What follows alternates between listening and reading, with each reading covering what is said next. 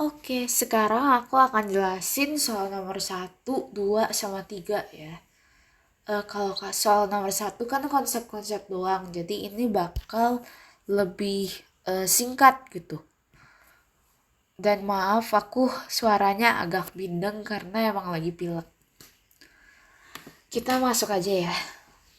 Nah, apa itu konsep dari statistik non-parametrik? Alat analisis digunakan untuk data berdistribusi tidak normal. Nah, kalau gimana sih cara bedain data yang berdistribusi normal sama tidak normal?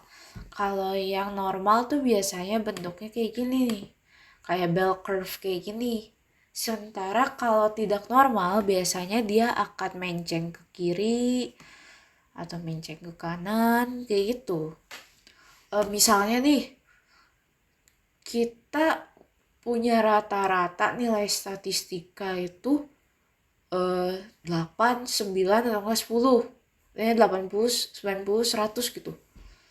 Jadi kan pasti bakal kayak gini bentuk kurvanya, lebih menceng ke sini. Kalau misalnya kayak ini 10, 20, 30, 40, dan lain-lain bakal kayak gini. Nah, itu kan sebetulnya tidak normal. Seharusnya kalau data yang benaran itu, kita kayak gini.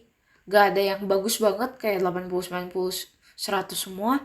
Atau gak ada yang jelek banget sampai kayak semuanya ada 10, 20, 30 kayak gini. Pasti di tengah-tengahnya ada kayak gini. Nah, itu data yang tidak normal. Lalu kita masuk ke korelasi Spearman atau Spearman, yaitu alat analisis yang menguji hubungan antara dua variabel skala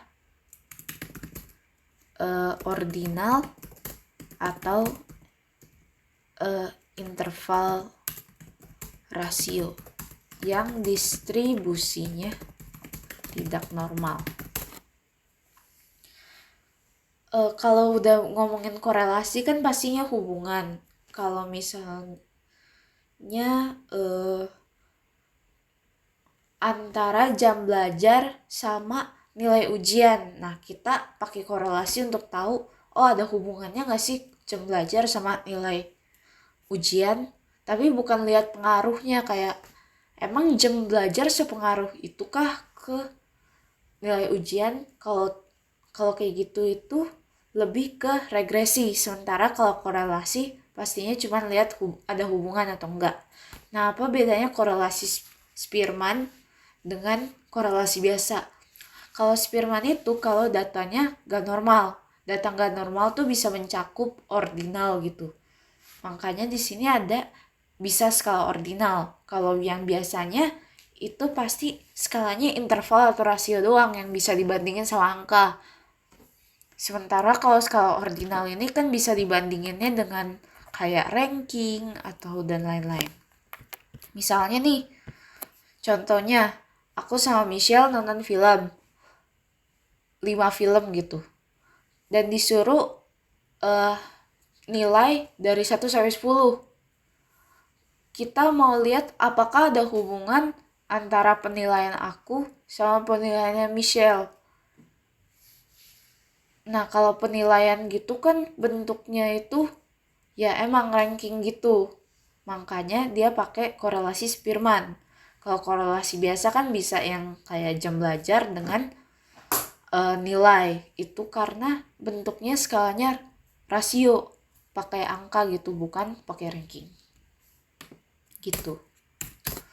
Terus ada regresi linear sederhana. Itu analisis untuk melihat pengaruh satu variabel independen ke satu variabel dependen yang skalanya interval atau rasio. Kan regresi udah dibahas kalau dia itu nunjukin pengaruh. Misalnya aku pengen tahu nih pengaruh jam tidur aku terhadap nilai nilai nilai ujian accounting aku. Nah, itu pakai regresi. Dan ini aku cuma lihatnya kan cuma jam tidur, bukan jam tidur, gaya belajar, pola hidup terhadap nilai inter-accounting. Jadi cuma satu yang dibandingin, makanya regresi linear sederhana. Kalau lebih dari satu, misalnya kayak pola tidur, gaya belajar, waktu tidur, sama pola makan, itu pakai regresi linear berganda. Nah, terus statistik non-parametrik, Spearman, Kruskal-Wallis, sama Wilcoxon itu kan dibahas di chapter 16.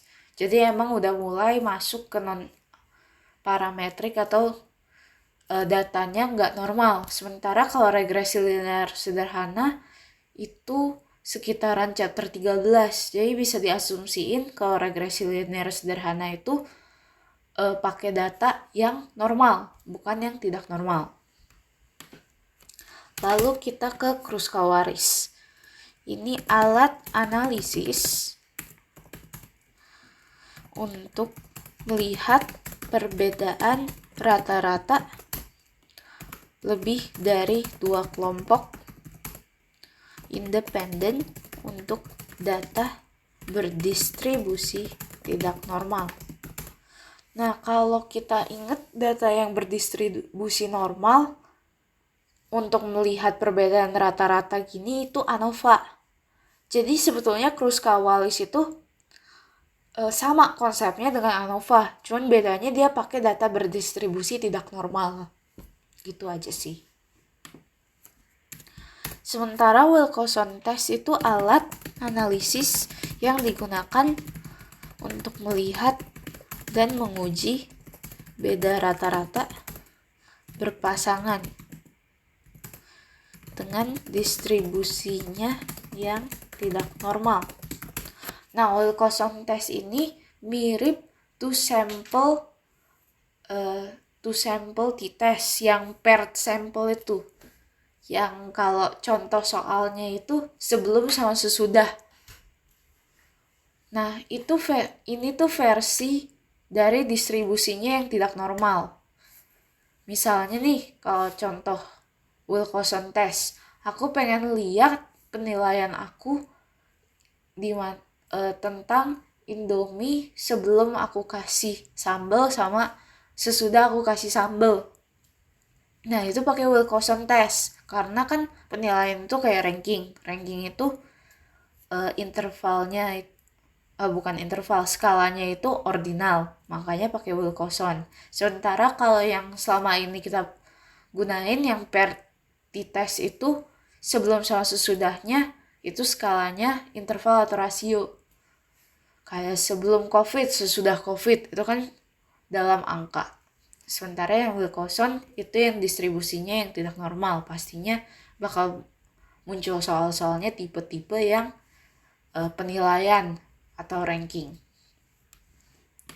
Nah, yang terakhir itu seasonal index, yaitu teknik analisis forecast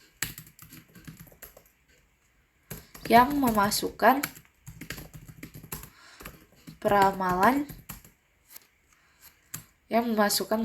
variasi musim di dalam forecast-nya.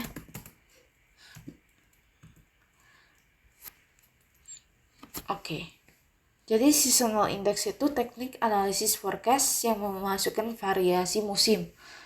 Misalnya nih, kita tahu ya kalau Desember kan kalau Natal penjualan tiket pasti lebih banyak.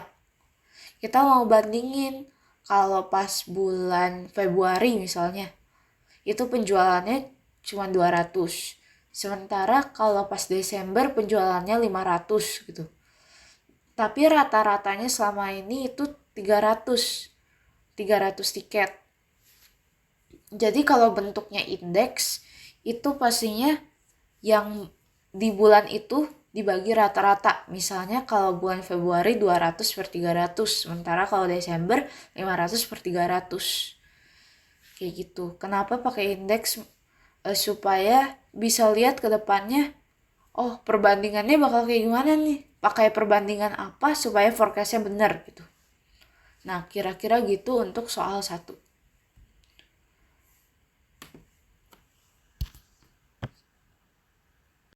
Oke, sekarang kita akan start untuk soal nomor 2 ya. Dari sini, dari banyak informasi ini, kita bisa lihat nih yang kayak LLP, JPT, HMK, sama K itu berpengaruh sama EGRK. Jadi kita bisa asumsiin 4 ini tuh variabel independen, sementara yang dipengaruhi ini variabel dependennya. Jadi udah gampang nih.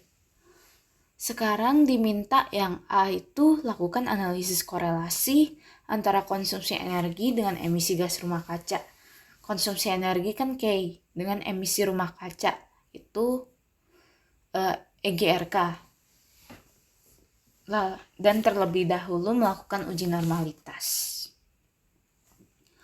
Oke, kita mulai ya. Pertama-tama kita copy dulu soalnya.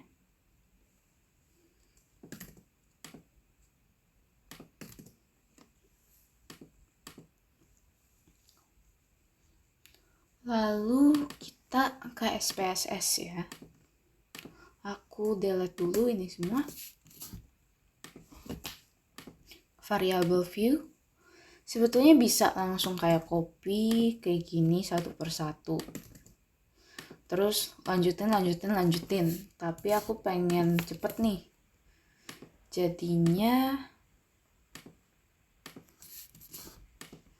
Jadinya aku kayak gini aja.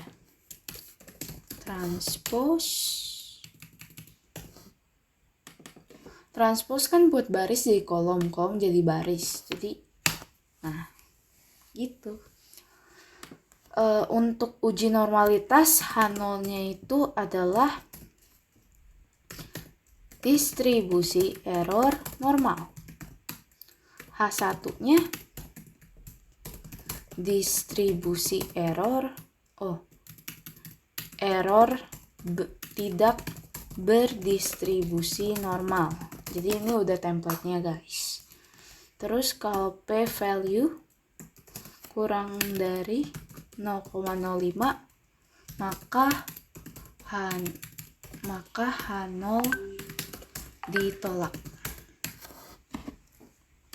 Oke, aku copy ini dulu.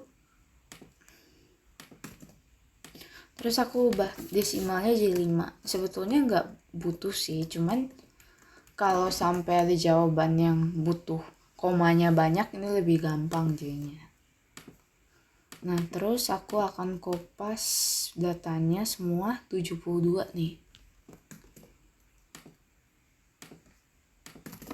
Nah, oke. Kita normalitas dulu ya. Analyze non-parametric legacy dialog one sample. Kenapa one sample? Karena kita bandinginnya cuman K sama RKG. Kalau misalnya nih K sama LLP, nah itu pakai two independent sample. Kalau K independent sample misalnya kita bandinginnya 4 yang tadi ini sama si EGRK. Baru kita pakai K independent. Terus kalau misalnya dia yang related ini kalau kita mau nguji sebelum sama sesudah. Nah, ini kan bukannya. Jadi kita akan pakai K sample one sample lalu RKG sama K. Oke. Nih dapet nih.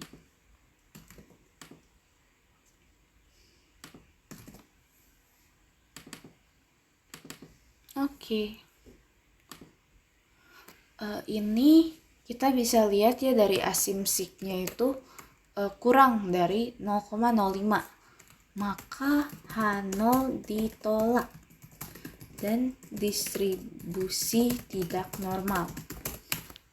Nah, kalau dia misalnya distribusi normal, kita bisa tinggal correlate terus pakai Pearson. Yang ini nih, correlate, bivariate, Pearson. Tapi karena ini itu tidak normal, kita pakainya yang Spearman. Ini tinggal kita mindahin RKG sama K-nya, terus centang yang Spearman. Oke. Terus kalau yang misalnya nih yang exact ini. Oh, bukan di sini ya, maaf.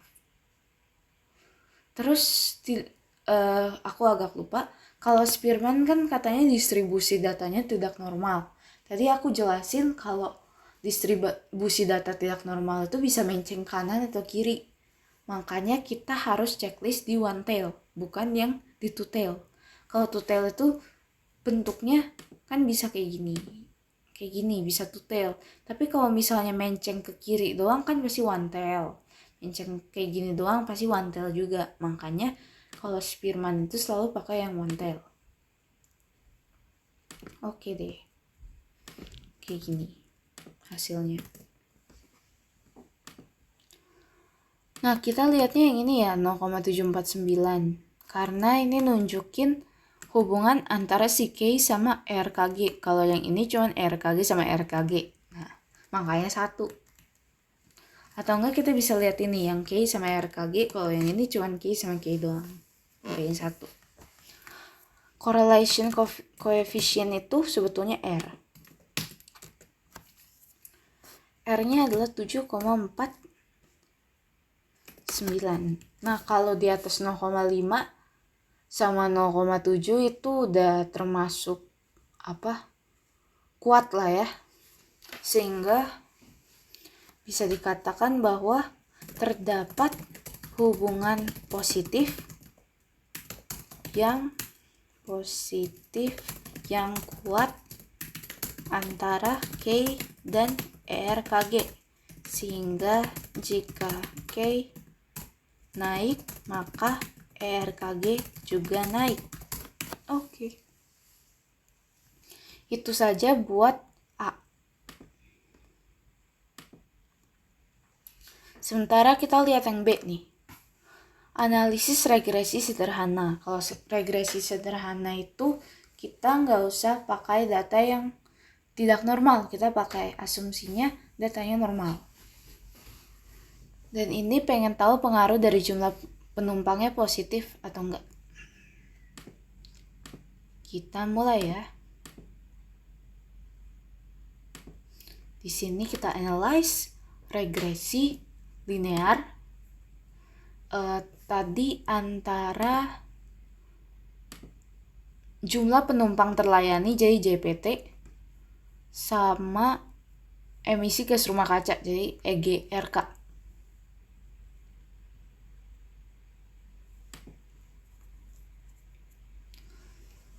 Dependennya pasti yang ini, sama yang independennya pasti si JPT karena tadi yang 4 itu.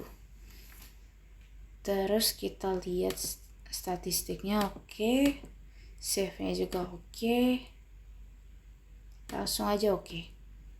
Nah, ini dapet nih model summary sama koefisien. Kita butuhnya ini 2.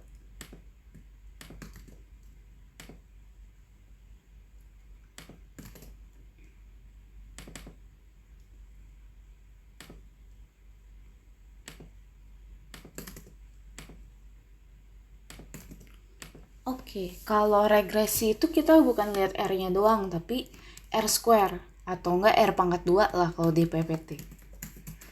R square-nya itu 0,939. Kalau di atas 0,5 gini itu pasti dibilangnya fit lah. Fit itu artinya model regresinya tuh cocok sama apa yang terjadi. Jadi nggak salah-salah gitu datanya. Beneran kayak nunjukin ada pengaruh. Intinya sih kayak gini. Variasi dari variasi dipengaruhi 93,9% dari JPT sementara variasi lainnya sebesar 6,1 dipengaruhi oleh yang lain.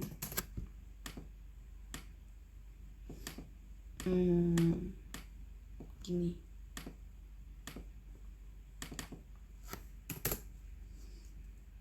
Kalau lebih tepatnya sih sebetulnya kayak gini interpretasinya. Jumlah penumpang terlayani mempengaruhi 93% dari emisi gas rumah kaca. Sementara sisanya 6,1 itu pengaruh lainnya. Jadi variasi dari variabel mampu menjelaskan variasi atau perilaku dari variabel dependen sebesar 93,9%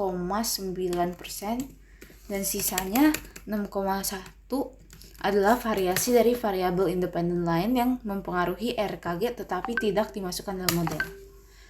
Nah, itu buat yang tentang R². Sementara kalau kita pengen tahu pengaruhnya positif atau enggak, kita lihat dari sini. Di sini tuh dia kan gak minus ya, makanya bisa dikatakan pengaruhnya positif. Sehingga jika JPT naik 1, maka emisi gas rumah kaca akan naik sebesar 0,637. Kalau positif, kalau JPT-nya naik 1, maka dia akan naik juga. Kalau misalnya negatif, dia JPT-nya naik 1, dia akan turun gitu. Jadi kira-kira gitu untuk soal nomor 2.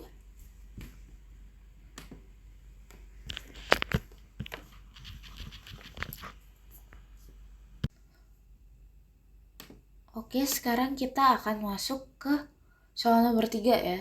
Soal nomor 3 itu untuk estimasi model regresi berganda sama untuk jelasin arti ekonominya, terus asumsi klasik dan lain-lain. Kita akan masuk ke A dulu ya.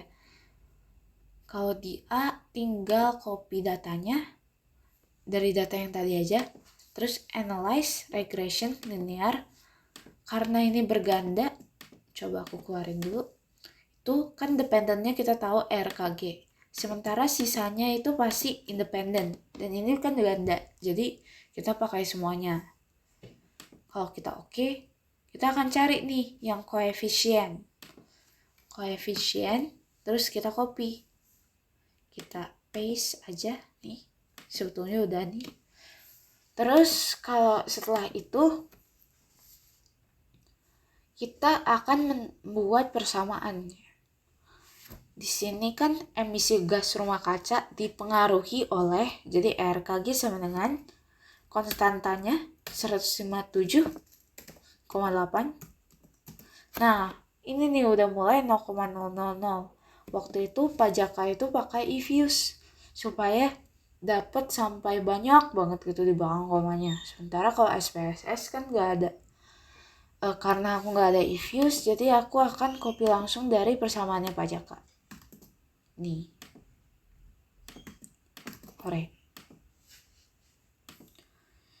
Ini pokoknya intinya tinggal di kopas. Ini JPT min 0,751, terus JPT ini 0,00-nya, terus LLP. Jangan diganti plus sama minusnya karena emang nunjukin hubungan gitu atau kayak pengaruhnya positif atau negatif. Nah, sekarang tinggal arti ekonominya. Kalau di sini jika JPT-nya 0, LLP-nya 0, HMK-nya 0, K-nya 0, itu artinya rata-rata RKG tanpa dipengaruhi itu min 157,8. Jadi emang dasarnya sebetulnya min 157,8.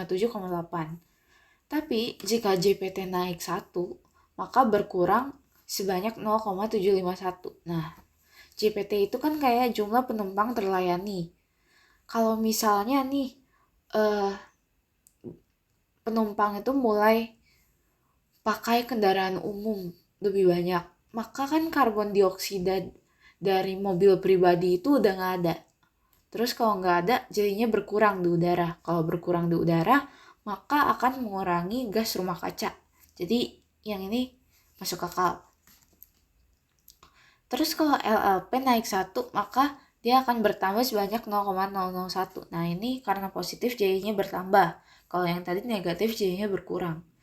Kalau LLP-nya naik 1, jadi lepas landasnya pesawat naik, kan selama lepas landas dia perlu bahan bakar. Selama dia butuh bahan bakar, dia akan keluarin karbon dioksida. Dan juga akan berefek ke gas rumah kaca. Hasil muatan kargo. Jika hasil muatan kargo itu kayak misalnya mobil-mobil muatan gitu bertambah, maka RKG bertambah sebanyak 0,008 ya. Kan masuk akal. Lebih banyak mobil, lebih banyak karbon dioksida, lebih banyak bertambah emisi gas rumah kaca. Dan yang terakhir ini harusnya jika K naik 1, maka RKG akan bertambah sebanyak 0,000462. Oke, itu kan konsumsi energi. Kalau konsumsi energinya bertambah, maka gas rumah kacanya akan bertambah sebanyak segitu. Nah, itu arti ekonominya. Sekarang kita akan masuk ke uji klasik. Uji klasik tuh ada 4, normalitas, multikolinearitas, autokorelasi, sama heteroskedastisitas. Kalau normalitas intinya tuh kita pengen semua data kita normal. Misalnya kalau ada balon nih, kita punya balon, kita pengen semua balonnya bulat. Terus tiba-tiba ada yang lonjong, kan itu artinya nggak normal gitu. Kalau multikolinearitas, kita pengennya variabel independen itu cuma mempengaruhi dependen, tapi nggak ada hubungan antara kedua independen. Misalnya kayak jam tidur mempengaruhi nilai inter, dan juga gaya belajar mempengaruhi nilai inter. Tapi jangan sampai jam tidur sama gaya belajar itu ada hubungan gitu.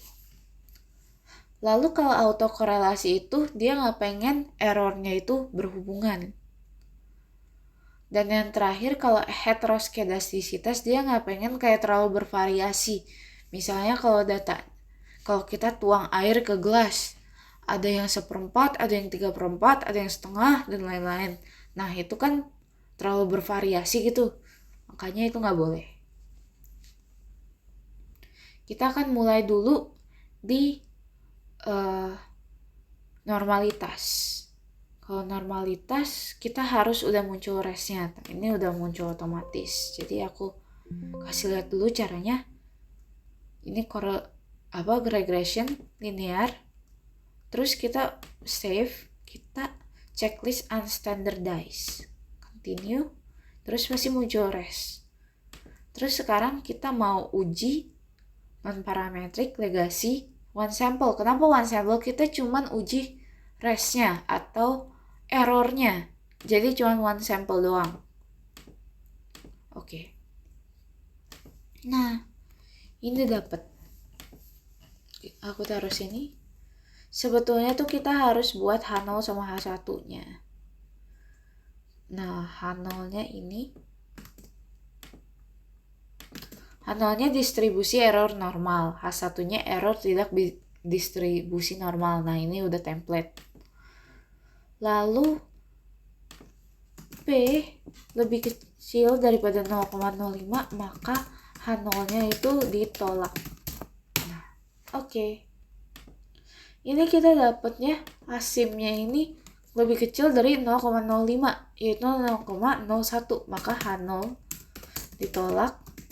Dan data tidak berdistribusi normal. Dah. Sekarang kita akan ke uji multikolinearitas. Nah, ini bisa bukan langsung sih, kayak sekalian sama autokorelasi. Kita langsung analyze. regression, linear, statistik. Kita checklistnya awalnya kan kayak gini, tapi kita checklistnya collinearity sama Durbin Watson. Continue. Durbin Watson tuh buat auto korelasi, sementara collinearity itu buat multikolinearitas. Oke. Nah, di sini.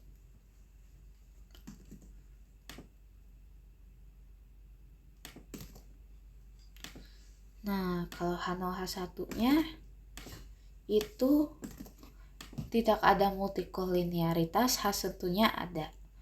Sementara VIF-nya itu lebih gede daripada 10. Di sini kan kita lihat LLP, JPT sama HMK itu VIF-nya itu lebih gede daripada 10 kecuali K. Maka LLP, JPT, dan HMK memiliki multikolinearitas, sementara K tidak ada multikolinearitas. Sekarang aku akan lanjut ke Durbin Watson, autokorelasi. Autokorelasi tinggal kayak gini, H0 H1-nya ya. Wah, sudah hilang.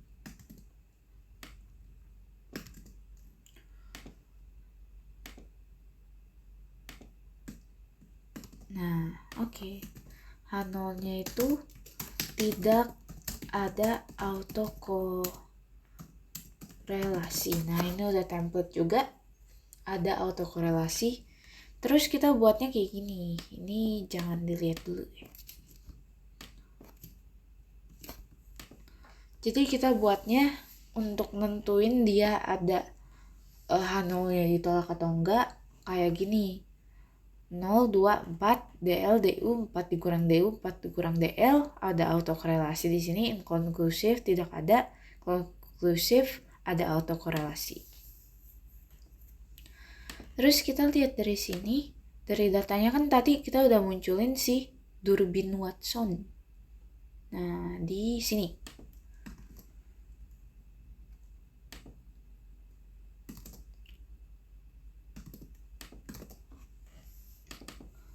Nah, dengan ini kita harus pakai tabel Durbin Watson juga yang ada di sini. Nah, kan K-nya ada 4 karena independennya ada 4. Yang tadi, yang 4 ini. Sementara N-nya ada 72. 72 dari ini. Dadah. Sehingga kita yang paling dekatnya itu adalah di sini yang 70 ya. 1,49-nya itu lower sama 1,74-nya itu upper. Kita ingat juga ini Durbin Watson-nya 0,05. Lower. Ya. Coba.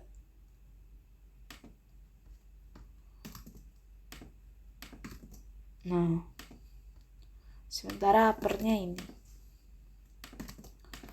ini tinggal 4 kurang upper. Ini 4 dikurangin lower. Oke. Nah, kan 1,859 itu antara di 1,74 sampai 2. Artinya dia masuk ke tidak ada autokorelasi. Maka tidak ada autokorelasi. Yang terakhir itu tentang heteroskedastisitas. Ini lagi template.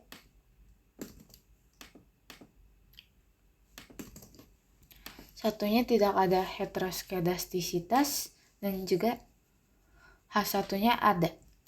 Nah, sebetulnya caranya ini yang paling beda sih di SPSS. Pertama, itu kita analyze. Transform, compute. Kita buat target variabelnya ABS res. Terus kita all ABS. Ini muncul gini. Terus unstandardized ini kita ABS. Nah, ini bakal buat yang semua minusnya jadi plus. Oke. Sekarang kita analyze regression linear. Ganti RKG-nya jadi si ABS. Oke. Terus kita cari yang koefisien.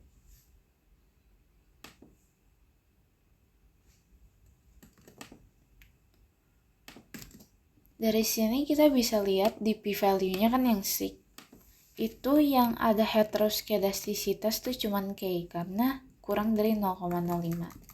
Jadi LP, JPT, HMK tidak ada heteroskedastisitas, namun K ada heteroskedastisitas.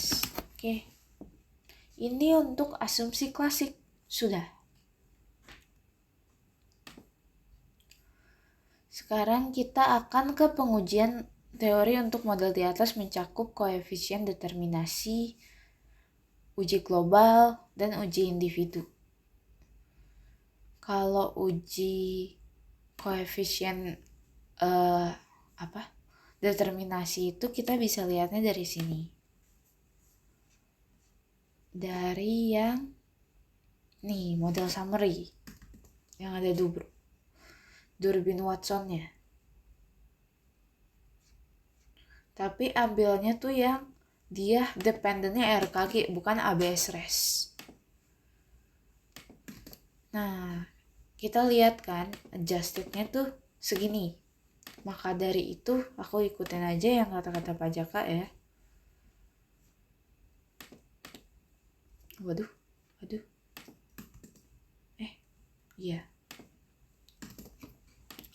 Adjustedness 967 artinya variasi atau perilaku dari variabel independen mampu menjelaskan variasi atau perilaku variabel dependent. Intinya tuh kalau interpretasi gini ya, si variabel independennya bisa menjelaskan berapa persen sisanya yang lainnya gitu. Ini agak template aja kita hafalin ya sesuai yang diinginkan Pak Jaka. Terus yang terakhir, selanjutnya uji global. Uji global kita pakai yang ANOVA.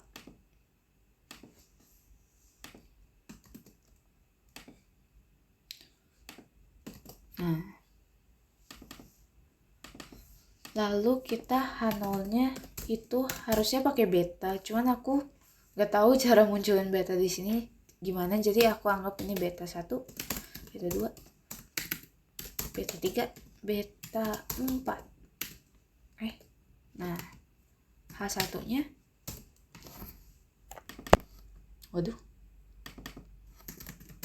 H1-nya adalah setidaknya atau paling sedikit terdapat satu variabel dependen yang berpengaruh. Kita udah sebetulnya bisa dapetin F yang tabelnya dari tabel Fisher. Ini kan kita tahu kalau dari sini itu ANOVA-nya itu 4/67. Ini emang udah muncul ya guys dari kayak hasil SPSS, jadi jangan bingung dapetnya dari mana, pasti langsung muncul pas kayak melakukan regresi. 4/67 dia kan 5%. 4/67 nih ini oke. Artinya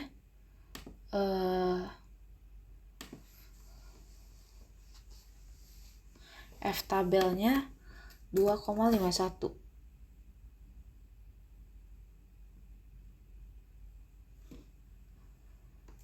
Kalau kita dapat 515. 515 artinya kalau digambarin kan dia ada di daerah penolakan gitu. Maka karena 515,582 lebih besar daripada 2,51, maka H0 ditolak. Dapat disimpulkan dengan tingkat signifikansi 5%, setidaknya terdapat satu variabel dependen yang berpengaruh.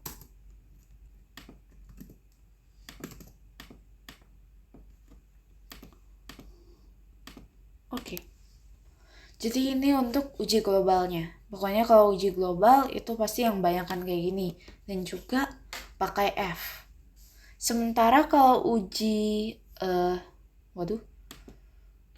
kalau uji kayak individu itu yang baru satu persatu. Nah, karena ini udah penuh, kita di sini aja. H0 sama dengan B1 lebih besar gini deh. 0. H1 sama dengan B1 lebih besar daripada 0. Kalau yang ini ya sebetulnya aku kurang tahu juga kapan kita B1-nya lebih besar, kapan kita B1-nya kurang. Karena setelah aku baca-baca sebetulnya tergantung kita pengen nelitinya tuh kayak gimana. Tapi intinya sih kalaupun kayak H1-nya ditolak, H0-nya ditolak ataupun H0-nya itu diterima, maka hasilnya sama aja sih. Kayak misalnya dia H0-nya ditolak, artinya si hasil olahannya itu berpengaruh positif. Tapi juga bisa kalau sampai H0-nya kayak gini dan H1-nya kayak gini. Waduh.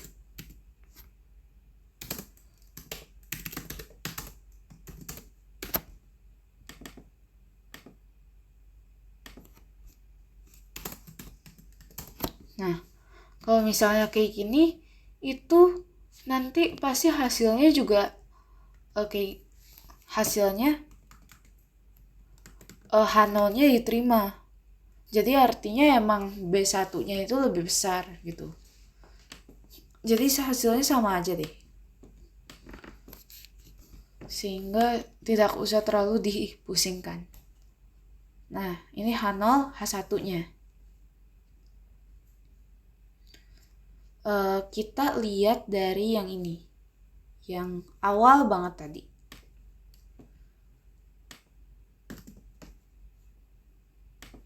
Nah, kalau di sini B1-nya kan LLP.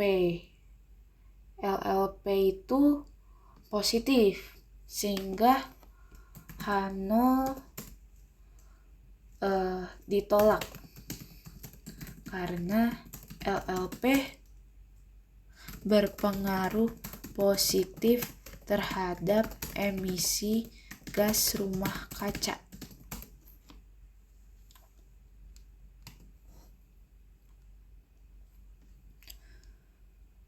Sementara kalau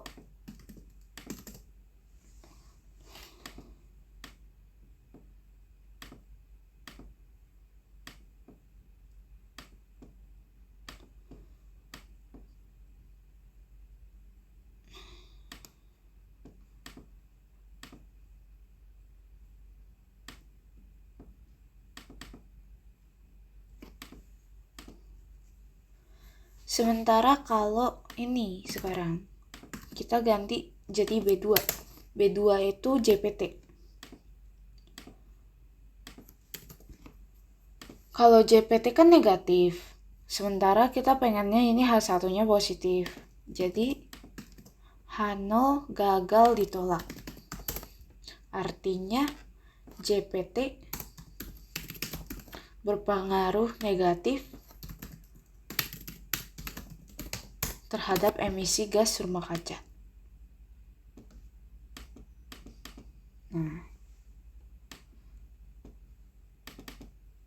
Oke. Sekarang kita ke H0 dan H1 yang keempat. Yang ketiga, maaf. Ketiga, ini juga yang ketiga. Yang ketiga HMK. Dia plus. Sehingga H0 ditolak karena HMK berpengaruh positif. Dan yang terakhir, uji individunya itu adalah yang B4. Si K ini. Si K juga positif. Walaupun 0,000. Sehingga bisa dibilang H0 gagal ditolak karena K berpengaruh positif terhadap emisi gas rumah kaca. Nah, itu yang kira-kira kita lakukan di C. Nah, yang terakhir itu jelaskan rekomendasi kebijakan yang harus diambil pihak bandara. Nah, ini kita lihat dari sini aja sebetulnya. Nah, dari sini kan kelihatan banget koefisiennya. Ini tuh LLP, HMK, sama K itu pasti nambah emisi gas rumah kacanya. Sementara cuma satu nih JPT yang mengurangi gas rumah kaca. Sehingga bisa disimpulin nih kebijakannya JPT-nya ditambah supaya kayak makin kurang lah emisi gas rumah kacanya. Atau enggak LLP, HMK, atau enggak K itu dikurangin. Gitu. Intinya begitu. Gitu aja sih untuk soal nomor 3. Jika ada yang kurang jelas, aku mohon maaf. Terima kasih. Oh ya, BTW, maaf juga ini harusnya aku lihatnya dari sini ya. Sebentar. Nah, harusnya ini soal nomor 2 ya. Ini bukan aku lihat dari sini, tapi adjusted. Emang yang lebih benar yang adjusted. Makanya ini harusnya 0,938. Ini kayak gini. Dan variasinya segini. Oke, gitu aja dari aku. Thank you. Kalau ada yang kurang mengerti, boleh ditanya-tanya.